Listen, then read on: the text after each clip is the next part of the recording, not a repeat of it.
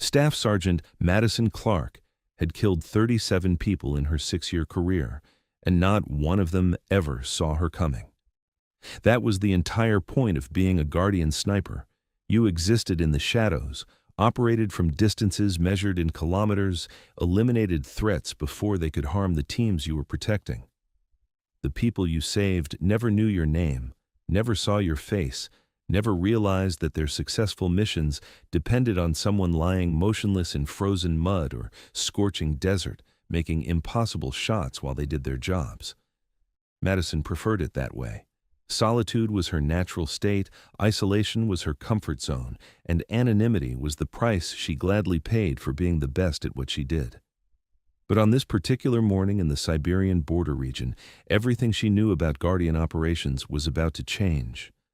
She'd been tracking a SEAL fire team through the snow-covered terrain for the past 4 days, maintaining position between 800 meters and 2 kilometers from their element, providing invisible overwatch as they conducted reconnaissance on a suspected arms trafficking network operating along the Russian-Mongolian border.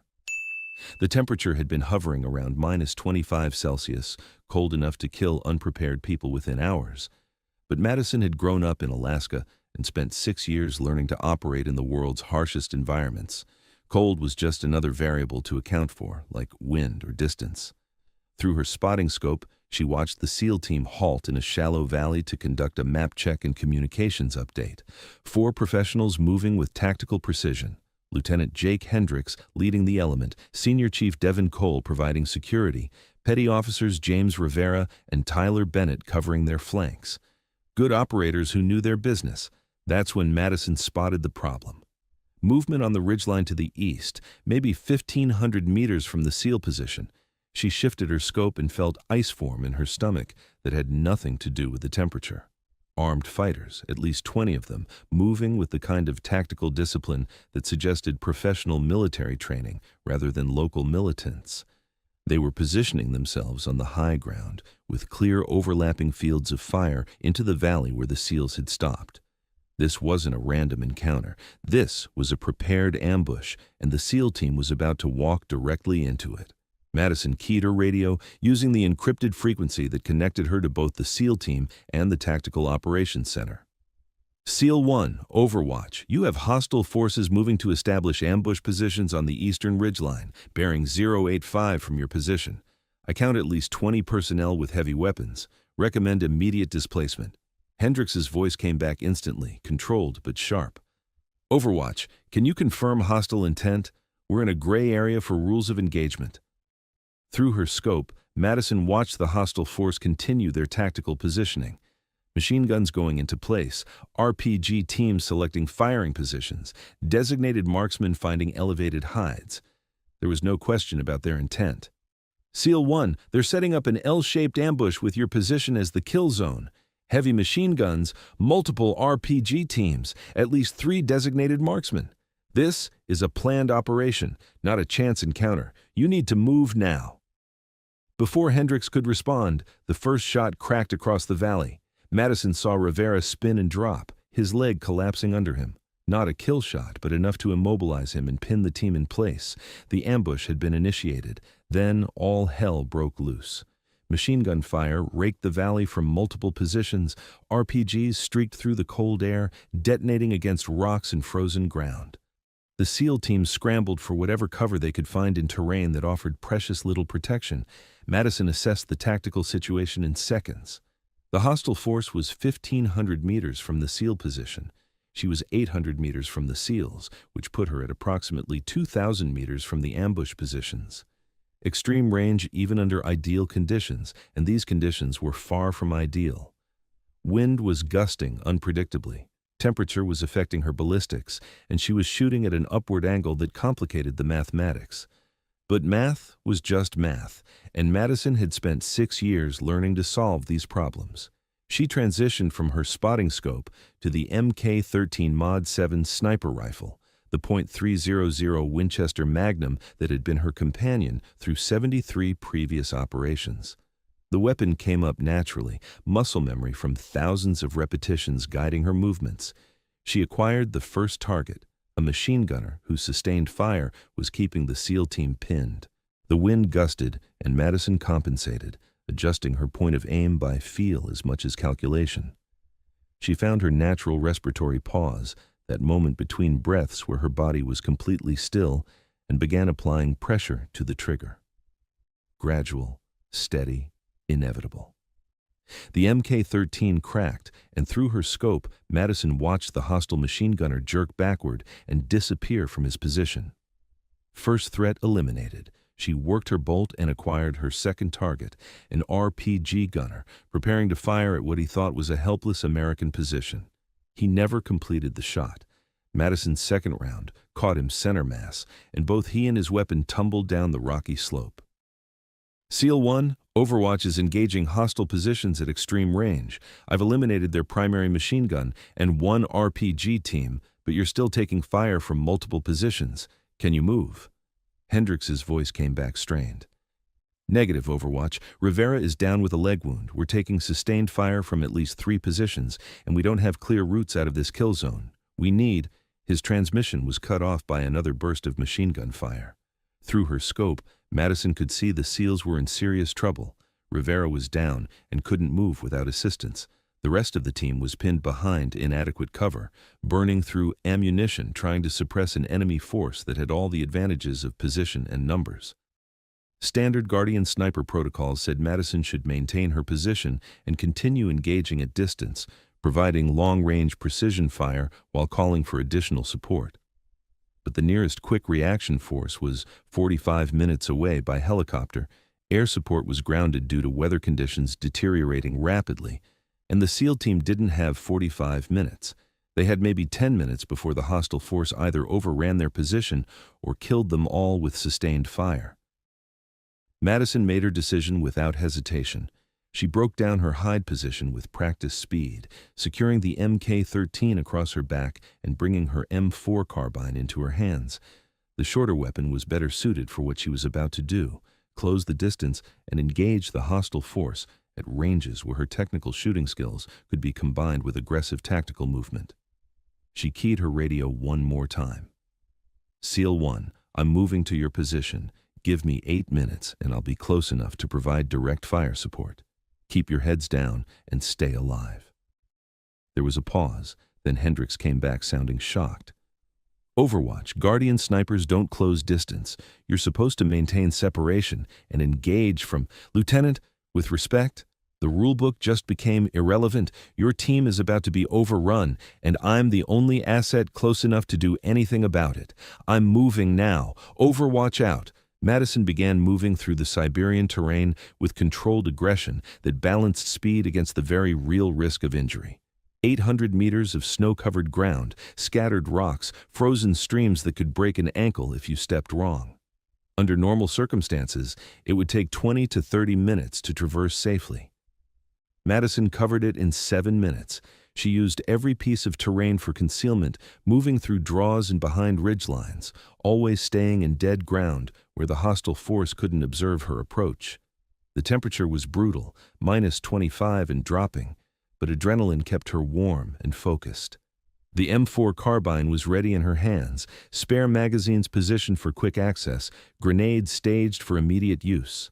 At 300 meters from the nearest hostile position, she could see the full scope of the ambush. The enemy fighters had established 3 primary firing positions in a rough L shape around the valley, with additional fighters providing security and ammunition resupply. Professional setup, executed with tactical competence that suggested military training. But they'd made one critical mistake. All their security and attention was focused on the valley where the SEALs were pinned. No one was watching their rear approaches, because who would be crazy enough to attack a 20-man force from behind in the middle of Siberian winter? Madison would, and she was about to teach them why that oversight was fatal. She came up on their positions from the northwest, the direction they weren't expecting threats. Her first targets were 2 fighters providing rear security. Their job was to prevent exactly what Madison was about to do, but they were cold, tired, and focused more on staying warm than maintaining proper vigilance. Both went down to suppressed fire before they even realized someone was behind them. Madison moved past their bodies, already acquiring her next target. A machine gun position 20 meters ahead, 3 fighters working the weapon while keeping the SEAL team pinned. She approached to within 15 meters before engaging, dropping all 3 with controlled pairs, 2 rounds center mass, confirmed the hit, transitioned to next target. The machine gun fell silent. Now the hostile force knew something was wrong, but they didn't understand what. Confusion rippled through their positions as fighters tried to figure out why their supporting fire had stopped. Several started moving toward the silenced machine gun position, and Madison made them pay for that decision. She engaged from a covered position behind rocks, her M4 finding targets with mechanical precision. 4 more fighters down before the rest realized they were being attacked from behind. The coordinated ambush was fragmenting into chaos as the enemy force tried to deal with a threat they hadn't anticipated. But Madison was now exposed and taking return fire. Rounds cracked past her head and sparked off rocks, forcing her to seek better cover. She moved laterally, using smoke and terrain to reposition before concentrated fire could find her. That's when she heard Hendrick's voice over the radio, strained but functional. "Unknown friendly. This is SEAL 1. Identify yourself and your position. You're disrupting enemy fire, but we can't support you if we don't know where you are." Madison keyed her radio while reloading. "SEAL 1, this is Overwatch. I'm approximately 200 meters northwest of your position, currently engaged with the hostile element from their rear. I've eliminated their primary machine gun support and reduced their effective strength by about a third, but I'm taking fire from multiple positions now." There was a pause. Then Hendricks came back sounding somewhere between disbelief and relief. "Overwatch, you're the Guardian sniper? I thought you operated from distance." "Normally I do, Lieutenant. Today I'm improvising. Can you provide suppressive fire on bearing 320 from your position? I've got enemy fighters regrouping in that direction, and I could use some help." "Copy that. Stand by for support fire." The SEAL team opened up with precision fire on the positions Madison had indicated, their rounds forcing the hostile fighters to seek cover and disrupting their attempts to coordinate against her. With the pressure relieved, Madison moved again, relocating to a position that gave her better angles on the remaining threats. She worked methodically through the remaining fighters, an RPG gunner trying to get into position, 2 riflemen attempting to flank the SEAL team, another machine gunner setting up in a new location. Each engagement was quick and decisive. Identify the threat, engage with controlled fire, confirm the hit, move before return fire could locate her position. The hostile force was collapsing now under pressure from 2 directions. What had been a professional ambush had turned into a desperate fight for survival. Some fighters attempted to withdraw, but they were moving across terrain that Madison could observe clearly. She transitioned back to her MK-13 for the long-range shots, and the precision rifle proved why she'd carried it for 6 years. Fighters who thought they'd reached safety discovered that distance provided no protection against someone with her skills. After 20 minutes of sustained combat, the battlefield fell silent, except for the wind howling across the Siberian landscape. The hostile force had been destroyed or driven off. Madison conducted a careful scan of the area, confirming no immediate threats remained before keying her radio. "SEAL 1, Overwatch. Hostile force has been neutralized or dispersed. Your position is secure. I'm moving to your location to assist with casualty treatment." She approached the SEAL position carefully, announcing her approach and waiting for confirmation before moving into view. When she finally emerged from behind the rocks, all 4 SEALs stared at her with expressions that suggested they were trying to reconcile multiple contradictory pieces of information. Madison pulled back her white winter hood, revealing a face weathered by 6 years of operations in harsh environments. Auburn hair braided tight against her skull, gray-green eyes that missed nothing, a small scar above her left eyebrow from an operation in Syria. She moved immediately to where Rivera was sitting against a rock, his leg bleeding but already bandaged by his teammates. "Let me see that wound," she said, kneeling beside him and pulling out her trauma kit. Her hands moved with practiced efficiency, checking the bandage, verifying that the bullet had passed through muscle without hitting bone or major vessels, administering pain medication, and securing a better dressing. Rivera watched her work with a mixture of pain and fascination. "Ma'am, who exactly are you?" "Staff Sergeant Madison Clark, Guardian Sniper Program. I've been providing overwatch for your operation for the past 4 days." Hendricks, who'd been scanning for threats while Cole provided security, turned to face her directly. "4 days? We've been operating independently.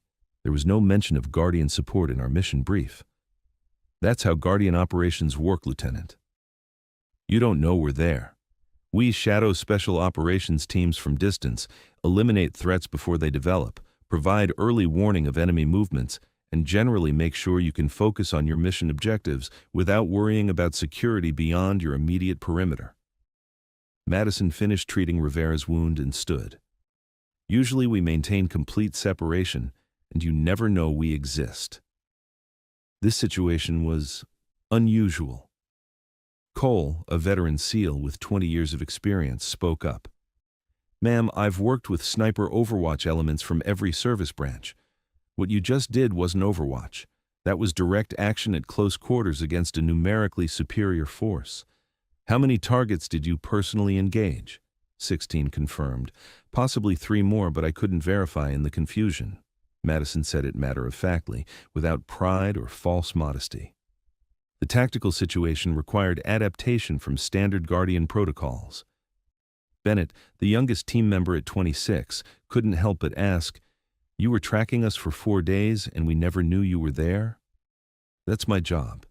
Guardian snipers operate alone, maintain perfect concealment, and engage threats before teams even realize they're threatened. You've probably had Guardian overwatch on multiple previous operations without knowing it." Before the conversation could continue, the weather made its presence known.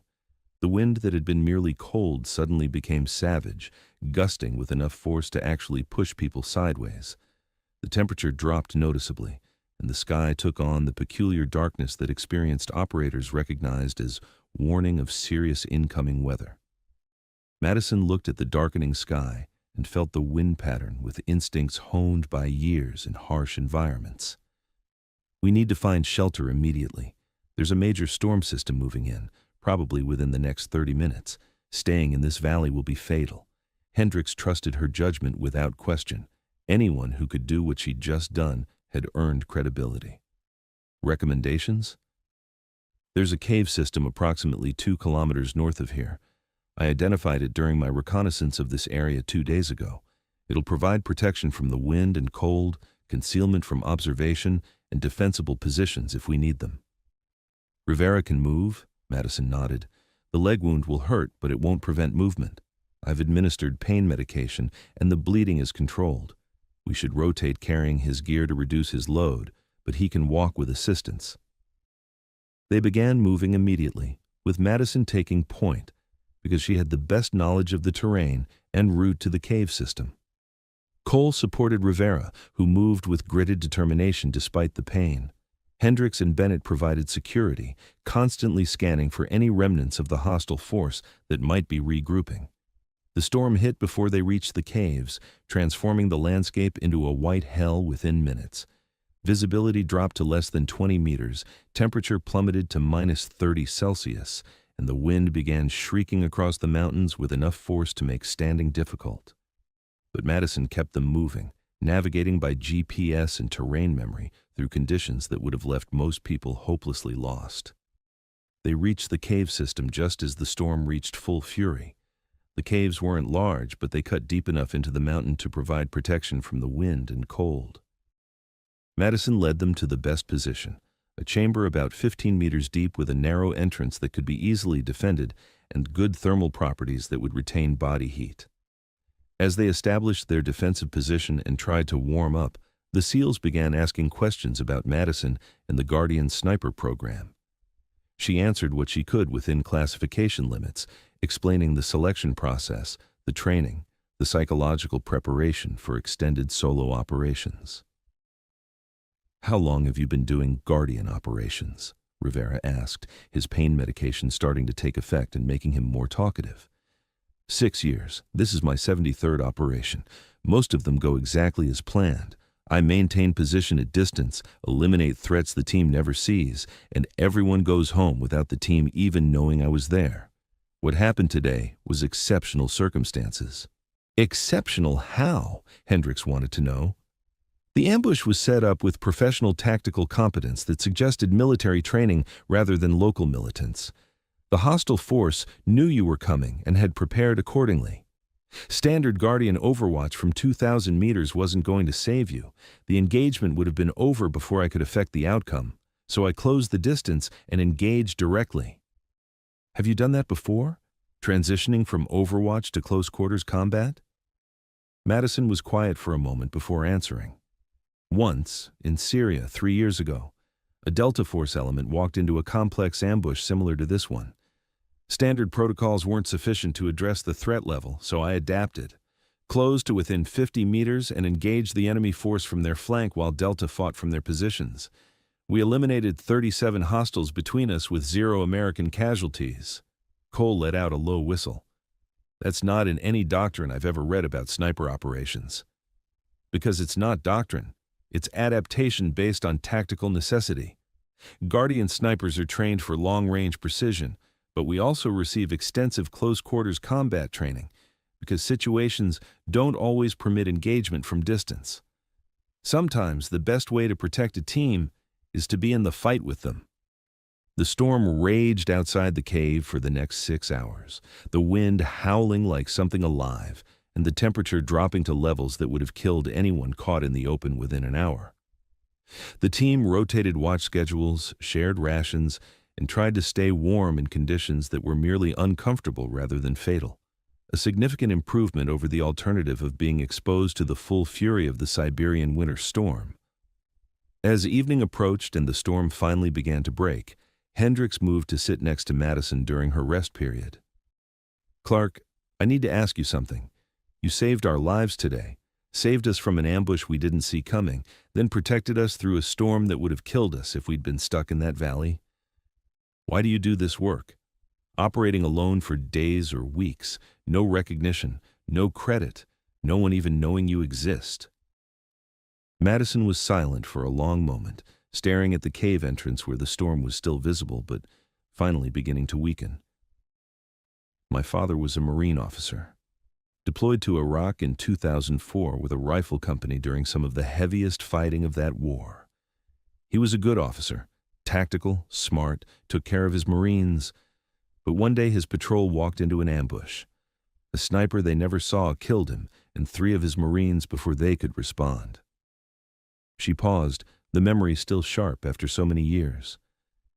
"I was 16 when it happened, spent the next couple years angry at the war, at the insurgents, at the universe for taking him away. When I joined the Army and eventually qualified for sniper school, I realized I wanted to be the person who prevented that from happening to other families, the invisible guardian who eliminates threats before they can kill good people who are just trying to do their jobs. Your father would be proud of what you do. Maybe. Or maybe he'd think I was crazy for spending 6 years lying in frozen mud making shots most people think are impossible. But it's not about what he'd think. It's about making sure other 16-year-old kids don't lose their parents to enemies they never saw coming." The storm broke completely around 2100 hours, leaving the landscape transformed by fresh snow, but finally passable. The team prepared to move to their extraction point, which was now 23 kilometers away through terrain that would be challenging even without a wounded team member. Madison moved with them, transitioning smoothly back into her overwatch role, but now operating within direct communication range and sight distance rather than kilometers away. She rotated between point position and rear security, using her terrain reading skills to find the best routes and her tactical awareness to spot potential threats before the team encountered them. They moved through the night, covering ground steadily despite the difficult conditions. Madison spotted 2 separate enemy patrols during the movement, both searching for the American team that had disrupted the ambush earlier. She vectored the SEALs around one patrol completely. The second couldn't be avoided, but Madison eliminated the 3-man observation post from 600 meters with 3 precise shots that the main SEAL element never even heard. The extraction helicopters arrived exactly on schedule at 0630 hours. Black Hawks coming in fast and low to the designated landing zone in a valley that offered some protection from observation. The SEAL team loaded quickly, maintaining security until the birds lifted off and gained altitude. Madison was the last one aboard, taking her habitual position near the door where she could maintain observation until they were clear of hostile territory. As the helicopters climbed away from the Siberian wilderness, she felt the familiar mixture of relief at mission completion and the slight melancholy that always came with returning to civilization after extended solo operations. Hendricks moved to sit next to her once they were safely airborne. "Clark, I need to tell you something. I'm going to file an after-action report on this operation, and I'm including a full account of your actions. What you did deserves recognition." Madison shook her head immediately. "Lieutenant, if you file that report with details about Guardian sniper operations and my specific actions, you'll compromise not just me, but the entire program. The effectiveness of what we do depends on operational security. You start documenting Guardian snipers engaging in direct action, and suddenly, every hostile force knows to start looking for us. That makes every future operation more dangerous and less effective." "So what do I put in my report?"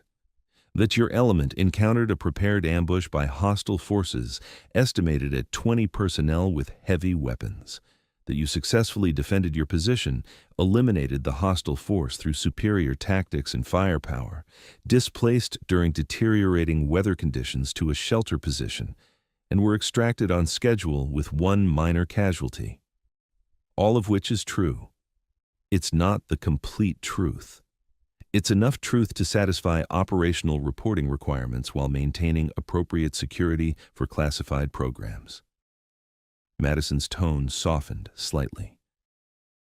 "Lieutenant, I appreciate what you're trying to do, but there are 16 hostile fighters who won't threaten American forces again.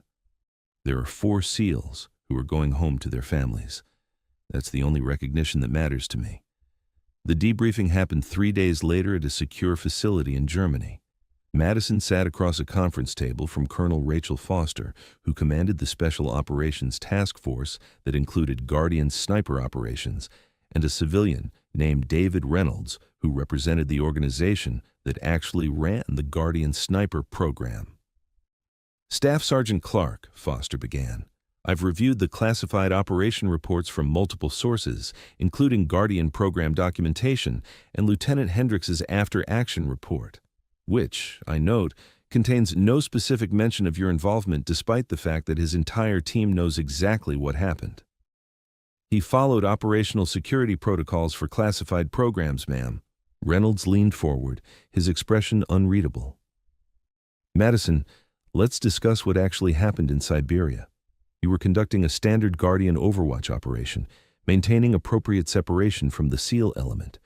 When they walked into a prepared ambush, you made the tactical decision to abandon standard protocols, close to contact distance, and engage in direct close-quarters combat against a numerically superior force. The tactical situation required adaptation, sir. Standard Guardian protocols, engaging from extreme range while maintaining separation from the protected element, weren't sufficient to address the threat. The SEAL team would have been overrun or destroyed before long-range precision fire could eliminate enough threats to change the outcome. I assessed the situation and determined that closing distance and engaging the hostile force from their flank was the only viable option to prevent American casualties." Foster spoke next. "You made the right decision. That's not in question. What is in question is whether this represents a pattern. This is the second time in your career that you've transitioned from traditional Guardian operations to direct action engagement. The first was in Syria 3 years ago, similar circumstances." "Yes, ma'am. Both situations involved prepared ambushes by professionally trained enemy forces where standard long-range engagement wasn't sufficient to protect the teams I was assigned to guard. So you've now established a precedent. When conditions warrant it, you'll abandon Guardian protocols and engage directly at close quarters." Reynolds's tone was neutral, neither approving nor disapproving. I've established that I'll adapt tactics based on the tactical situation and the capabilities I bring to the fight. My primary mission is protecting American forces. The methods I use to accomplish that mission depend on circumstances. Foster and Reynolds exchanged glances, clearly having discussed this before the meeting. Foster spoke first. "We're not disciplining you. Your actions saved 4 American lives and eliminated a significant hostile force. That's exactly what the Guardian Sniper program is designed to accomplish. However, we need to address the implications of your tactical adaptations. We're creating a new position within the program," Reynolds explained. "Advanced Guardian operators, snipers who are trained and authorized to transition between long-range overwatch and direct action engagement as situations warrant. You'll be the first person formally assigned to this role, and you'll help us develop the training and protocols for future operators. We're also promoting you to Sergeant First Class effective immediately," Foster added, "and assigning you to the Guardian Sniper Training Program as the lead instructor for advanced operations. You'll spend the next 6 months training the next generation of Guardian snipers in both traditional long-range operations and the tactical flexibility to adapt when circumstances demand it." Madison nodded, accepting the promotion and assignment, though she privately preferred field operations to training duties. But she understood the logic. Her operational experience over 6 years and 73 missions needed to be passed on to the next generation of operators who would protect American warriors from the shadows. Over the following months, Madison trained 12 new Guardian snipers in advanced operations concepts. She taught them precision marksmanship and long-range engagement, but also close-quarters combat, tactical movement, and most importantly, the mental flexibility to recognize when situations demanded adaptation from standard protocols. The program evolved based on her experiences and input from other Guardian operators who'd encountered similar situations. New protocols were developed for when and how Guardian snipers should transition from overwatch to direct action. Equipment loadouts were modified to support both operational modes. Training was enhanced to ensure operators could function effectively across the full spectrum of Guardian operations. 3 years after the Siberian operation, Commander Jake Hendricks, now promoted and leading a larger SEAL element, was conducting operations in northern Canada when his team encountered unexpected resistance. As they maneuvered under fire from a hostile force that had them temporarily pinned, Hendricks's radio crackled with a transmission that was becoming familiar. "SEAL Actual, Overwatch, I have eyes on your position and the hostile force engaging you. 22 personnel with crew-served weapons attempting to establish an L-shaped ambush around your location. Recommend immediate displacement to bearing 270. I'll provide covering fire during your movement." Hendricks keyed his radio, unable to suppress a slight smile despite the tactical situation. "Copy that, Overwatch. Moving on your mark, and whoever you are, thanks for being there." "That's the job, SEAL Actual. Now move." He never learned if it was Madison or one of the 12 operators she'd trained providing Overwatch that day. The voice was deliberately neutral, the call sign generic, maintaining the operational security that made Guardian operations effective. But as his team successfully displaced under precision covering fire that eliminated threats from distances they couldn't even see, Hendricks knew that somewhere out there, a Guardian was watching. Madison Clark continued operational work for another 7 years, building a record of 198 confirmed kills across 86 Guardian operations. She trained a total of 37 advanced Guardian operators who went on to protect special operations teams across 6 combat zones. She never sought recognition, never gave interviews, never appeared in official photographs. Her service remained classified at levels that ensured most people would never know Guardian snipers existed. But in certain secure briefing rooms at Special Operations Commands, senior officers knew about the Guardian Sniper program and the advanced operators who could transition seamlessly between long-range precision and close-quarters combat depending on what the tactical situation demanded. They knew about the day in Siberia when a Guardian sniper named Madison Clark abandoned standard protocols, charged into an ambush, and saved 4 American lives through a combination of impossible shooting and aggressive tactical action. They knew, and they were grateful, even if they could never publicly acknowledge it. Years later, when training a new class of Guardian sniper candidates, Madison was asked what sustained her through the isolation, the danger, the psychological pressure of operating completely alone in hostile territory while carrying the weight of other people's lives on her shoulders. Her answer was always the same. My father died because a sniper he never saw killed him from a position he couldn't identify. I spent my entire career making sure that doesn't happen to other families. Whether I'm engaging from 2 kilometers away or fighting at close quarters doesn't matter. What matters is that American warriors come home alive to their families.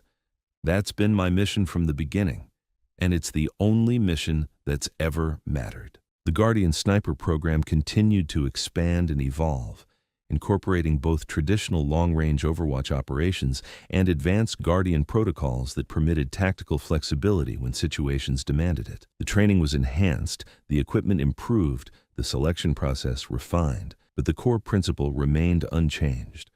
American warriors operating in hostile territory deserved protection from threats they couldn't see, and Guardian snipers provided that protection whether from impossible distances or from within the fight itself. The wolf doesn't announce itself to the sheep. It just does what wolves do when sheep need protecting. Sometimes the wolf watches from distant hills. Sometimes it walks through storms with a rifle in hand. Sometimes it fights beside the flock, adapting to whatever the situation demands, doing whatever is necessary to ensure the sheep come home safely. Because in the end, the work is what matters. Not the recognition, not the glory, not the credit or the awards or the public acknowledgement, just the knowledge that somewhere American warriors are coming home alive to their families because someone was watching over them from the shadows, making impossible shots, taking impossible risks, doing impossible things, whether they knew it or not. Thanks for watching. Don't forget to subscribe for more amazing stories every day.